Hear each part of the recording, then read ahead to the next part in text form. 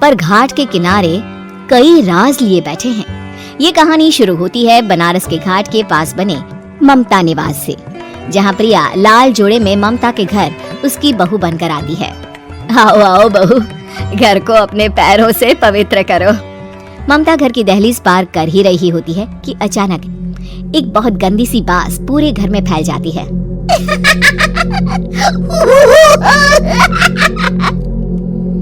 ये बदबू और ये आवाजें, ये कौन हंस रहा है माँ? अब ये पड़ोसी ना हमारे थोड़े अलग से है। कहाँ हम शाकाहारी और ये मांस मच्छी खाने वाले। छोड़, तू ध्यान मत दे और गृह प्रवेश कर। और हाँ बहू, अपनी सास की एक बात हमेशा याद रखना, इन पड़ोसियों से तो कभी बात नहीं करेगी। अच्छे लोग नहीं है ये। अपनी सास की ये बात मानेगी ना बेटा? हाँ माँ, जो आपकी मर्जी, मैं उनसे बात नहीं करूंगी। अगले दिन प्रिया अपनी पहली रसोई बनाने रसोई घर में जाती है। ये छोकी बात तो नाक में जा रही है। एक काम करती हूँ, खिड़की खोल देती हूँ। प्रिया खिड़की खोलने जाती है। इतने जाले, लगता है इस खिड़की को कभी खोला ही नहीं गया। पर ऐसा क्यों? ओह, नॉन वेज की स्मेल आती होगी ना।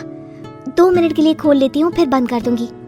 प्रिया खिड़की खोलती है। खिड़की खोलते ही उसकी नजर सामने वाले घर की खिड़की पर पड़ती है, जहाँ एक लड़की खड़ी होती है।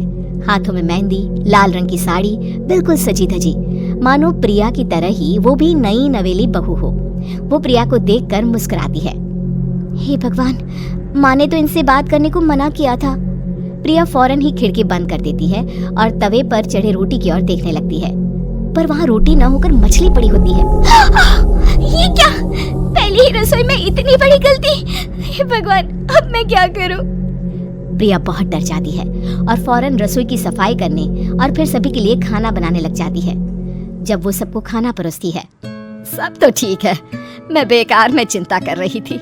हे भगवान, ऐसे ही बस अपनी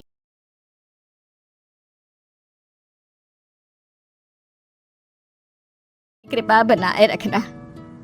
रात के वक्त जब सब सो रहे होते हैं, तब प्रिया को पायल की आवाज सुनाई देती है, जिससे उसकी आंख खुल जाती है।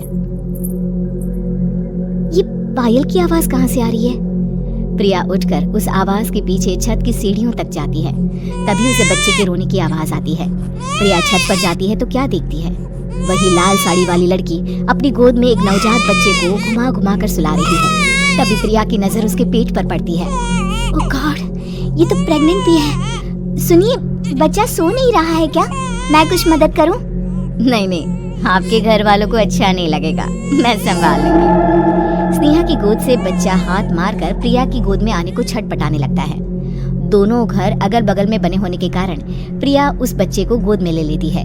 प्रिया के पास आते ही वो सो जाता है। बच्चे का वो स्पर्श रात भर प्रिया भूल नहीं पाती और अगली सुबह वो छत पर कपड़े सुखा रही होती है। तभी उसे एक औरत इशारा करके बुलाती है। स्नेहा कह रही थी बाबू तुम्हारी गोद में आते ही सो गया। मैं गौरी, स्नेहा की माँ हूँ। बहू, घर आना, बाबू को खिला भी लेना। शाम को जब घर पर कोई नहीं रहता, बच्चे से मिलने के लिए प्रिया छिपकर अपनी पड़ोसन के घर चली जाती है और कुछ देर बच्चे को खिलाकर वापस लौट आती है। इसके कुछ दिन बाद ही प्रिया को पता चलता है कि वो माँ बनने वाली है। ममता की खुशी का ठिकाना नहीं रहता। माँ जी, पता नहीं क्यों उल्टी आ रही है। प्रिया भागती हुई वॉशरूम में जाती है तो हरे और लाल रंग की उल्टी करती है। उस उल्टी में से कीड़े निकलते हैं। ये क्या? खून और ये कीड़े! माँ! माँ! प्रिया की आवाज सुनकर ममता दौड़ कर आती है, पर बेसिन में कुछ नहीं होता। प्रिया हक्की बक्की रह जाती है। ये सब क्या हो रहा है? प्रिया घबरा जाती है और अपने कमरे में जाकर सो जाती है। डर के कारण वो इतनी थक जाती है कि उसकी आंख लग जाती है। तब उसे ऐसा लगता है उसके पेट पर मानो कोई बैठा हुआ हो। कौन हो? प्रिया के पेट पर एक 5 महीने की बच्ची बैठी हुई थी, जो बुरी तरह जली हुई थी। माँ, तुम ही मुझे लाई ना अपने पेट में? मैं तुम्हारी माँ नहीं हूँ। कौन हो तुम? माँ, देखो मैं जल गई बुरी तरह से। 6 महीने पेट में रहने को भी मुझे नहीं मिला। सिला दो ना माँ। बचाओ! बचाओ! माँ! ममता दौड़कर कमरे में आती है। प्रिया की बातें सुनकर वो सब समझ जाती है। तू कहीं बगल वाले घर में तो नहीं जाकर आई ना बहू? मुझे माफ कर दो, मैं गई थी माँ। उस घर में सब मरे हुए हैं बहू। कई साल पहले स्नेहा उस घर में बहू बनकर आई थी। कुछ ही दिन में वो एक बच्चे को जन्म देने वाली थी। पूरा घर बच्चे के आने की खुशी में खोया था कि एक दिन अचानक उस घर में आग लग गई। सब बुरी तरह जलकर मर गए। गौरी आज भी दादी बनने का इंतजार कर रही है और इसीलिए स्नेहा ने अपना अजन्मा बच्चा तुम्हारी कोख में डाल दिया। ममता ये कह रही होती है कि पीछे से उसके पैरों को एक बच्चा पकड़ लेता है। दादी, दादी। माँ, स्नेहा की गोद में यही बच्चा था। ये बच्चा कौन है फिर? तेरी मौत है। तेरी भी दादी।